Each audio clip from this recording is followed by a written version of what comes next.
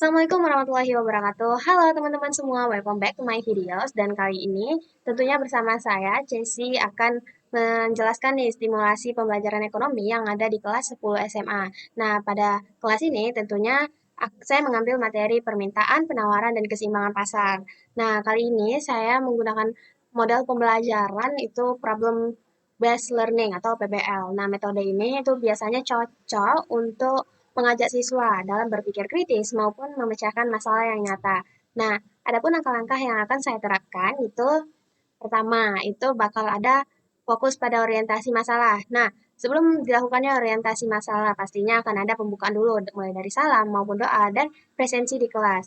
Nah, setelah itu bakal ada pemantik nih untuk uh, uh, para siswa tersebut. Dengan saya itu memulainya memberikan berita nih bahwa terjadinya kenaikan harga cabai dari 40.000 sampai ke 90.000 per kilogram dalam waktu itu 2 minggu jelang Lebaran. Nah, setelah itu bakal ada diberi problem statement kepada siswa. Kenapa sih bisa harga cabai itu naik, lalu siapa yang diuntungkan, dan siapa juga yang dirugikan? Bagaimana solusinya menurut para siswa tadi?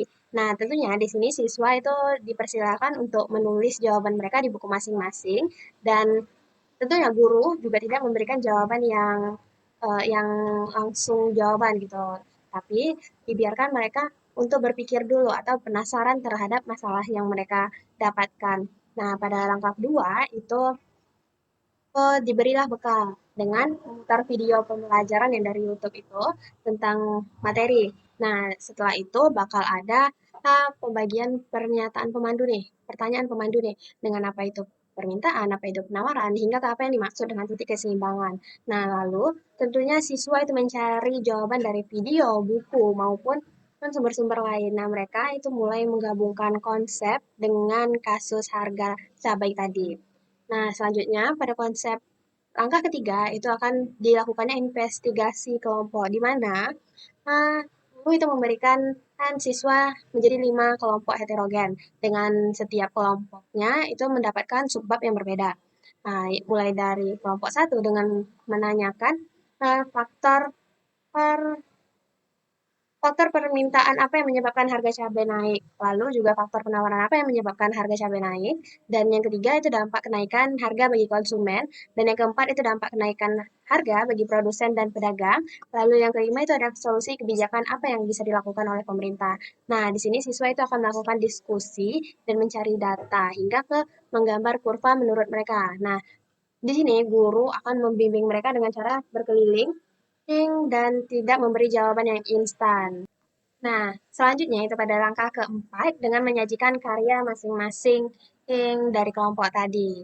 Nah, di sini setelah investigasi selesai, pastinya setiap kelompok akan menyiapkan presentasi dengan formatnya itu temuan data yang mereka dapat, terus analisis kurva permintaan dan penawaran, hingga ke rekomendasi solusi menurut setiap kelompok.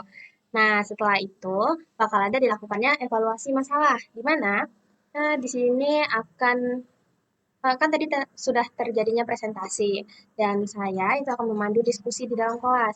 Saya melontarkan pertanyaan kritis nih, apakah dari solusi yang didapatkan dari kelompok 5 itu akan bisa berjalan di dunia nyata atau tidak? Kalau misalnya tidak, apa penghambatnya gitu. Nah, siswa akan mulai berpikir operasi pasar itu misalnya membutuhkan anggaran ataupun irigasi yang membutuhkan waktu yang jangka panjang gitu. Nah, jadi kami menyimpulkan bersama nih langkah apa yang akan bisa dijadikan solusi yang disebabkan oleh harga cabai naik tadi. Tentunya ini bukan hanya terjadi karena satu faktor. Nah, di sini selanjutnya siswa akan membandingkan nih simpulan dari beberapa kesimpulan tadi dengan dugaan awal mereka itu di langkah pertama tadi. Lalu pada langkah ke-6 itu bakal dilakukannya refleksi dan transfer pengetahuan. Cesi di sini akan meminta siswa untuk menulis refleksi di jurnal belajar mereka atau di buku catatan mereka. Nah, sebagai tugas proyek, pastinya siswa saya minta untuk eh, misalnya cari satu komoditas pangan di daerah kalian, lalu amati fluktuasi harganya selama 1 minggu misalnya.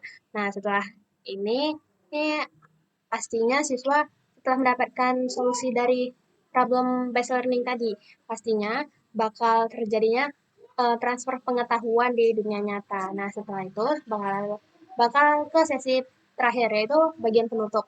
Nah, disinilah pembelajaran ekonomi dengan PBL itu ditutup, tentunya yang pasti bermanfaat bagi siswa dan guru-guru. Mungkin cukup dari saya. Terima kasih. Wassalamualaikum warahmatullahi wabarakatuh. Thank you. 다음에 또 만나요.